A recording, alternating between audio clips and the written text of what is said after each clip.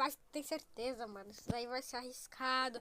A gente pegar aquela galinha do Dylan de novo, cara. Que arriscado, mano. Fica de frescura aí. Vamos pegar aquela galinha logo. Te falei, Cleiton. Não vai dar problema nenhum, rapaz. Ó aqui a galinha, ó. Esse cabeçudo nem vai vir pegar a galinha, rapaz. Ó, tamo com a galinha dele.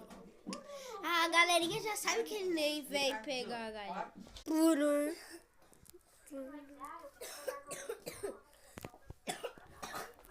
Calma, Didi.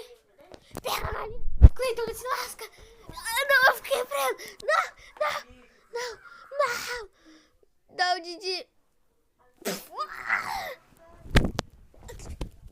Rapaziada, eu vou correr. Ele pegou o